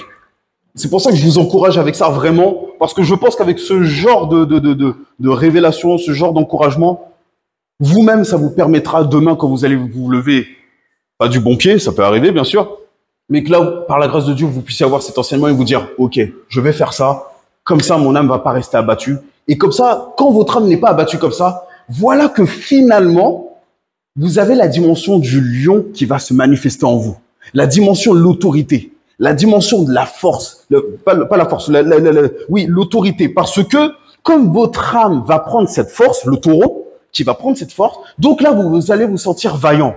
Et comme vous allez vous sentir prêt à aller au travail, prêt à faire le défi de la journée, ou le défi de l'instant, je ne sais pas, mais en tout cas, quand vous allez sentir que vous avez à un moment donné ce coup de mou, hein, c'est pas forcément que le matin, ça peut arriver à un moment donné dans la journée, et ben là, vous allez prier comme ça. Et là, finalement, ça va être votre dimension du lion qui va se manifester parce que votre âme, elle s'est détachée de ce joug. Et donc, finalement, vous allez vous retrouver dans la dimension de l'autorité. Et voilà comment, finalement, on se retrouve dans le passage de Marc 16 qui dit que voilà, en mon nom, vous chasserez les démons, vous guérirez les malades, et ainsi de suite, ainsi de suite, et ainsi de suite, dans le nom de Jésus. Parce que finalement, votre âme est restaurée, elle est fortifiée, votre lion, il peut reprendre sa position parce que vous n'êtes plus dans cette dimension d'abattement. Si vous êtes dans cette dimension d'abattement, votre lion ne peut pas travailler. J'ai jamais vu un chrétien, et moi le premier, dire que je vais aller prier pour quelqu'un ou je vais aller chasser un démon alors que je suis pas très serein dans mon âme, tu vois. Mais par contre, quand tu es serein dans ton âme, quand tu sais où t'en es, quand tu sais la force que tu as, la parole de Dieu nous dit, à travers Josué, que ne t'ai-je point donné cet ordre, fortifie-toi et prends courage, ne crains point et ne t'épouvante point, car l'Éternel ton Dieu est avec toi dans tout ce que tu entreprendras. Josué 1, verset 9, 1, 8 et 9. Et donc finalement, quand on a cette dimension où on est fort, on se sent bien notre âme, donc alors notre lion, lui-même, il a cette place d'autorité, et voilà comment on peut chasser les démons. Et finalement, donc il y a la dimension avec ce qui reste l'homme, puis la face de l'homme sur terre, il y a eu... qu'est-ce que j'ai manqué? Pardon. Sur terre, il y a eu des moments où Jésus... Voilà, oui, d'accord, très bien. Sur terre, finalement, la face de l'homme, même Jésus, on voit que il a manifesté la face de l'homme. On voit que Jésus, il y a eu des moments où il était triste. Il y a eu des moments où il était joyeux. Il y a eu des moments où il était fâché, il était en colère. On voit très bien quand il est rentré dans le temple, toutes ces choses-là. Donc Jésus a manifesté la dimension de l'homme. C'est normal de manifester la dimension de l'homme. Quand on dit oui, on est chrétien, on ne peut pas agir comme ci ou comme ça. Non, non. Oui, il y a des manières qu'on ne peut pas agir. Je suis d'accord. On doit agir avec le fruit de l'esprit, pas de problème. Mais on est aussi sur terre, on est aussi des êtres humains, et donc on est aussi régi par les lois terrestres. Ce qui fait que c'est maintenant que nous, quand on comprend la dimension des quatre faces d'être vivant que Dieu a mis dans le ciel, qui sont le reflet des quatre faces que nous-mêmes nous avons, donc c'est normal qu'à un moment donné, on va avoir de la joie, qu'à un moment donné, on va avoir de la tristesse, qu'à un moment donné, on peut avoir une dépression. C'est normal. Mais la différence, c'est quelle position on va prendre avec notre âme, avec notre esprit. Et c'est là, finalement, qu'on va faire le placement. Parce qu'on voit Jésus se mettant en colère, Jésus a pleuré, ou Jésus a ci ou cela. Mais jamais ça n'a dominé ce qu'il avait à faire. Quand Jésus était en colère, il partait pas non plus dans l'excès. Quand il était triste, il n'était pas tellement triste que c'est fini, il était en dépression, il faisait plus rien. Le problème, c'est que souvent, nous, quand on rentre dans tel ou tel type de caractère, tel ou tel type de sentiment, donc finalement, notre âme abattue, que beaucoup de chrétiens font, ah oui, je vais pas bien, je vais pas bien, je vais pas bien. Oui, mais quand tu es comme ça, finalement, tu n'as plus ton autorité et ta face de l'homme, il ne fait plus rien. Finalement, c'est l'homme qui domine complètement. Il n'y a plus d'équilibre dans ta dimension d'être. Alors qu'au début, on parlait des quatre branches, on parlait des quatre dimensions, on parlait d'un équilibre. Dieu a tout créé avec un équilibre. Et donc, c'est important que l'homme fonctionne avec un équilibre. Et cet équilibre se fait justement avec cette dimension des 4 êtres vivants, à savoir, voilà, là j'ai la dimension de l'homme, là j'ai la dimension du lion, là j'ai la dimension du taureau, et là j'ai la dimension de l'aigle. Et donc, finalement, pour finir, donc, on doit comprendre qu'on a la face de l'homme imparfait, voilà, et c'est pour ça que finalement on se présente devant Dieu. C'est important de reconnaître qu'on est qu'on est aussi un homme, même si on est des hommes d'esprit, même si on est des hommes qui allons à l'église, qui avons des enseignements, merci Seigneur, la gloire soit donnée à Dieu, mais on doit aussi reconnaître, voilà Seigneur, j'ai mes faiblesses, aujourd'hui j'ai pas trop assuré. Seigneur, aujourd'hui je me sens pas bien. Dieu, il aime qu'on fait ça. Dieu, il aime qu'on reconnaît qui on est. Encore une fois, moi, quand j'avais pris ce temps avec Dieu, ce temps de retraite, je me suis présenté à Dieu tel que j'étais. Je suis pas venu comme un super-héros. Je suis pas venu comme quelqu'un qui connaît la Bible depuis que je la lis, depuis que je vais à l'église, depuis que je suis petit. Je suis pas venu avec tout ça. J'ai dit, Seigneur, là, c'est juste toi et moi. C'est juste un de tes enfants qui vient pour pouvoir te voir. C'est tout. Je me suis rabaissé. Et c'est important. Tu t'humilies devant Dieu. Tu te remets à ta place de créature. Tu es une créature de Dieu. Tu n'es pas celui qui domine. Même si Dieu nous a donné cette possibilité-là, mais devant Dieu, ça reste Dieu le maître.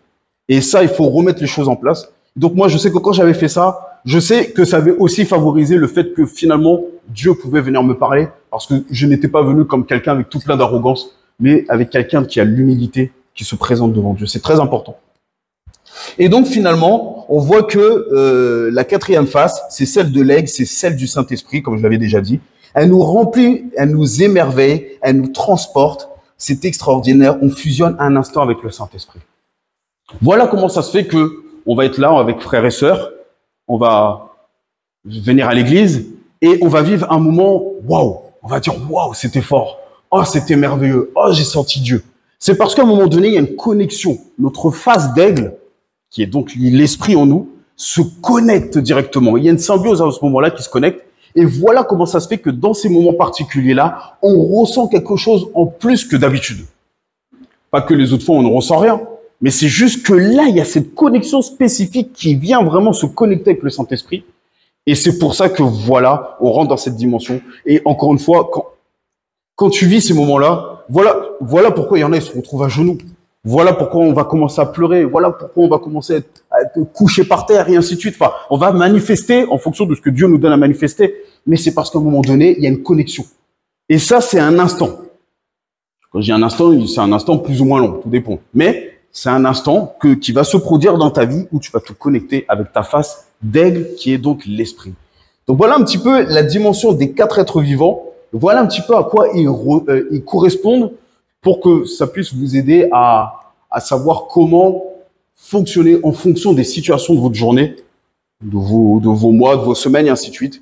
Et donc finalement, pour terminer, on voit que les 4 êtres vivants, ils représentent notre regard sur les situations en fonction de la face qui s'exprime. D'accord ? Et donc finalement, on voit aussi qu'il y a 8 yeux. Le 8, ce que j'aime bien avec le chiffre 8, c'est pas mon chiffre préféré, mais j'aime bien, on sait que le 8 représente l'infini. Et moi, le fait qu'il y a 8 yeux comme ça, enfin, ils avaient des yeux partout, mais c'est les yeux qui regardent dans les directions. Et donc, ça fait 8 yeux, les 4 faces, d'accord? Donc, 8 yeux. Et ce que j'aime bien avec ça, c'est que, pour moi, le 8, c'est comme l'image à chaque fois, c'est infini. À chaque fois, ça se renouvelle. À chaque fois, il y a une nouvelle dimension. Même si tu comprends quelque chose dans la dimension de l'homme, ou quelque chose dans la dimension du taureau, du lion ou de l'aigle, mais vu que c'est la dimension de l'infini, à chaque fois, il y a un renouvellement. À chaque fois, il y a un recommencement. Ce que tu as compris aujourd'hui, on en parlait l'autre fois, mon frère. Ce que tu as compris aujourd'hui, c'est aujourd'hui. Demain, tu vas comprendre autre chose. Des fois, tu vas lire un verset, ça peut même arriver plusieurs fois. Hein. Tu vas lire un verset, aujourd'hui, tu l'as compris comme ça, il t'a fait du bien. Mais vu que c'est la parole de Dieu et vu que c'est infini, vu que c'est toujours en vie, il n'y a rien qui meurt dans la parole de Dieu. C'est la vie, c'est le développement constamment. Je sais pas comment l'expliquer plus simplement. Mais au final, tu vois que finalement, Dieu, il renouvelle à chaque fois. Dieu, il renouvelle à chaque fois ta compréhension. Voilà pourquoi il y a le verset qui dit « Tu renouvelles notre intelligence, notre sagesse ». Parce que ce qui était sage et ce qui était intelligent aujourd'hui pour toi, c'est pas que demain, ce ne l'est plus, mais demain, tu vas atteindre un nouveau palier. Donc, pour moi, c'est vraiment, j'aime beaucoup tous ces signes comme ça qui sont dans la parole et tout, parce qu'il y a vraiment Il y a des trucs, c'est trop fort. C'est trop fort. Alors, il ne faut pas voir qu'avec les yeux de l'âme, comme je le disais, de l'homme ou de l'esprit mort. En fait, c'est un tout. C'est une globalité. Et j'aime bien quand le prophète, il a dit, dans la dimension de l'aigle, on peut demander à Dieu de changer nos 3 autres faces. Et comme je vous disais, ce qui est vraiment très fort avec cet enseignement, parce que cet enseignement, moi, je l'ai regardé quand j'avais vu une première fois il y a longtemps. Et là, j'ai été conduit à le regarder quand je prenais mon temps avec Dieu, alors que j'avais pas prévu ça. Dieu me dit, va regarder cet enseignement. Je le regarde. Et quand là, j'avais même pas fait attention, c'est là quand j'ai fait mes notes aujourd'hui, quand il dit que on peut demander à l'aigle, donc comme on a dit, c'est le Saint-Esprit, de changer nos 3 autres faces. Moi, personnellement, j'ai eu à faire cette prière-là pendant ce temps de retraite avec Dieu, où je disais, mais Seigneur, mais change-moi en fait. Change-moi, je suis pas encore assez comme toi. Change mon cœur, change ma manière d'être, change ma manière de penser. Ça va pas, parce que quand je le regarde dans la manière de l'homme, quand je fonctionne comme un homme, j'ai un sacré caractère en vrai, hein, je suis quelqu'un qui se laisse pas faire. Même si Dieu me travaille beaucoup, mais je suis quelqu'un qui se laisse pas faire. Mais quand je vais commencer à fonctionner comme l'homme, alors dans certaines dimensions, c'est bien de pas se laisser faire, mais dans d'autres dimensions, des fois, il faut savoir se taire. Tu vois. Il y a des moments où il vaut mieux se taire. Jésus, qui était quelqu'un qui ne se laissait pas faire pour dire ça comme ça, il s'est quand même tué devant Pilate. Donc, quand moi, je demandais à Dieu de me changer dans telle dimension, après même au niveau de mon âme, Dieu m'a fait tout ce renouvellement, ma manière de penser, ma manière de voir mon âme. Maintenant, le matin, je me lève, quand je suis devant mon miroir, mon âme, je lui donne des merveilles. Tiens, mon âme, t'es génial. Je parle à mon âme. La parole de Dieu nous dit, aime ton prochain comme toi-même. C'est notre âme. C'est notre âme. Il faut aimer notre âme. Quand tu commences à aimer ton âme, quand tu commences à l'aimer, donc tu commences à la bénir, tu lui fais du bien. Tu t'aimes toi-même. Tu commences à te dire du bien à toi-même. Tu te fais du bien à toi-même. Et finalement, quand tu te fais du bien à toi-même, tu peux faire du bien aux autres.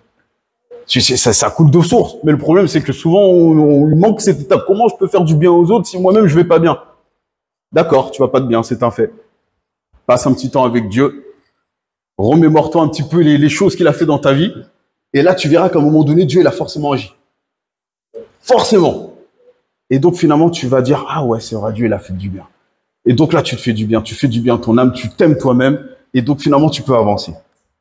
Et donc, et on va finir avec ça. Pourquoi les 6 ailes? Elles représentent les 6 jours dans lesquels les 4 faces peuvent se manifester, alors que le 7e jour est le jour de l'esprit. C'est pour ça qu'on va à l'église le dimanche, car Jésus est ressuscité un dimanche matin. Donc, les 6 ailes plus 4 égale à 10. Et le 10 est l'image du tout. C'est le fait de tout donner à Dieu. Le chiffre 10 représente le tout. Et on voit que 10 aussi est beaucoup manifesté dans la parole de Dieu. On voit qu'il y a les 10 commandements, même si ce sont les 10 commandements principaux, parce qu'après, il y a plein d'autres commandements, hein, qu'on va dans Lévitique et tout ça, c'est ouf. Voilà. Mais on voit que il y a donc la dîme, il y a toutes ces choses-là. Et donc, le chiffre 10 est vraiment important. Et finalement, Jésus a dit, vous recevez peu parce que vous ne savez pas comment prier. Et donc, voilà pourquoi je voulais vous apporter vraiment ce message, pour que finalement, vous puissiez commencer à savoir prier dans une autre dimension, pour pouvoir vous positionner en fonction de ce qui vous arrive dans vos journées, dans vos situations, dans vos moments. Et là, savoir, ah tiens, là, c'est telle face qui se fait attaquer, c'est telle face qui se fait attaquer, là, je prends telle position, pour que finalement, vous puissiez finalement rester victorieux durant votre journée et être plus que vainqueur dans le nom de Jésus. Donc, voilà, vous avez entendu comment faire pour évoluer. Donc, écoutez, j'ai terminé en soi. Voilà. Et je vais juste prier pour mettre ce moment. Seigneur, je te remercie, Seigneur, pour ta grâce. Seigneur, merci pour qui tu es, Seigneur. Seigneur, merci parce que tu es Dieu. Merci parce que tu es l'Éternel, Seigneur, tu es le Tout-Puissant, Seigneur. Seigneur, je te remercie parce que tu m'as fait la grâce de pouvoir me tenir ici, Seigneur, devant mes frères et sœurs, Seigneur. Tu sais, Seigneur, que je n'étais pas à l'aise pour pouvoir faire ça. Tu sais que j'étais pas préparé. Mais Seigneur, je te remercie premièrement parce que tu m'as donné à pouvoir apporter tout le message, arriver au bout, Seigneur. Mais Seigneur, je veux te prier pour chacun de mes frères, de mes sœurs, Seigneur, mon Dieu, ceux qui étaient ici en présentiel, ceux qui sont ici à la télé, Seigneur. Que vraiment, Seigneur mon Dieu, que cet enseignement, Seigneur, vienne leur parler, qu'il vienne les nourrir, Seigneur mon Dieu, que ça soit vraiment une semence qui tombe en eux, Seigneur mon Dieu, et que maintenant, ils puissent, Seigneur mon Dieu, comprendre la dimension de la face de l'homme, la face du taureau, la face du lion et la face de l'aigle, Seigneur mon Dieu, afin que, à chaque moment, dans leur journée, dans leur semaine, dans leurs mois et dans leurs années, finalement, Seigneur mon Dieu, cet enseignement reste dans leur tête et que même, Seigneur mon Dieu, ça devienne comme une révélation aussi pour eux. Parce que même si j'ai parlé, Seigneur mon Dieu, là, ça a été un enseignement, mais que, Seigneur, ma prière, c'est que ça devienne vraiment une révélation pour eux, de manière à ce que eux-mêmes maintenant rentrent dans cette dimension, vivent cette dimension, Seigneur mon Dieu, et commencent à vivre des merveilles avec toi. Commence à vivre qui tu es, commence à voir qui tu es, Seigneur mon Dieu. Que leur âme soit restaurée lorsqu'ils vont commencer à prier, commencer à prendre position, Seigneur mon Dieu. Commencer à se débarrasser du joug, Seigneur étranger, qui est sur eux. Commencer à se débarrasser de ces chaînes qui sont sur eux, Seigneur mon Dieu. Alors merci, Seigneur mon Dieu, pour cette dimension de l'âme qui devient une compréhension pour chacun de mes frères et sœurs. Pour cette dimension de lion, Seigneur mon Dieu, qui leur fait comprendre qu'ils ont l'autorité que Jésus nous a donnée afin de pouvoir aller en son nom et faire la mission qui nous a été donnée pour pouvoir finalement apporter le royaume sur la terre comme au ciel, Seigneur mon Dieu, manifester ton royaume, manifester ton autorité. Et Seigneur, merci Seigneur mon Dieu, parce que finalement, ça nous apprend à prendre position, à savoir comment fonctionner vis-à-vis de notre chair, le regard sur notre chair. Bien qu'on va se retrouver à pécher ou je ne sais quoi, mais qu'on puisse se rendre compte que c'est pas notre chair, c'est d'abord notre âme. C'est notre âme qui normalement fait blocus, qui se retrouve fatiguée. Donc que notre âme se retrouve à ne plus être fatiguée, qu'elle se retrouve à ne plus être enchaînée, de manière à ce que finalement notre chair ne se retrouve pas à suivre le péché, parce que la chair suit ce que l'âme lui dit. Alors Seigneur, merci parce que tu nous donnes à rentrer dans cette dimension de manière à nous libérer du péché. Et voici comment par ta grâce, Seigneur mon Dieu, tu as dit, tu nous soumets pas à la tentation, mais tu nous délivres du mal. Alors Seigneur, à toi toute la gloire. Et merci pour la face de l'aigle, Seigneur mon Dieu, pour cette dimension de l'Esprit. Merci Saint-Esprit parce que tu nous accompagnes, qu'on puisse prendre conscience que tu es avec nous à chaque instant. Tu nous abandonnes jamais. À l'époque, à l'Ancien Testament, tu as dit, je ne vais pas rester dans le cœur de l'homme parce que il est tortueux, parce que il n'arrête pas de pécher. Tu t'es retiré, Seigneur mon Dieu. Mais maintenant, à cause du sacrifice de Jésus, tu es revenu parmi les hommes. Tu es revenu dans le cœur des hommes et nous avons la possibilité d'être en connexion avec toi tous les jours, à chaque instant. On se réveille dans la nuit, on peut être en connexion avec toi. On se réveille le matin, on peut être en connexion avec toi, à n'importe quel moment. Alors Seigneur, à toi toute la gloire, Seigneur mon Dieu. Merci pour ce temps, Seigneur mon Dieu. Seigneur, je te remercie et que vraiment chacun soit béni dans le nom de Jésus. Dans le nom de Jésus, et que c'est l'Éternel qui est le plus grand, qui est le Dieu, qui est le Sauveur, qui est vraiment l'Alpha et l'Oméga. Amen. Je vais remercier donc les internautes qui nous ont suivis. Et puis je vous dis à bientôt. Hein. Ce sera le frère Julien qui apportera la parole. Et donc sur ce, soyez bénis. C'était PCP, Porte du Centre Prophétique pour les Nations, sur la chaîne du prophète Walid et Christelle Zouache. Soyez bénis, à bientôt, bye bye.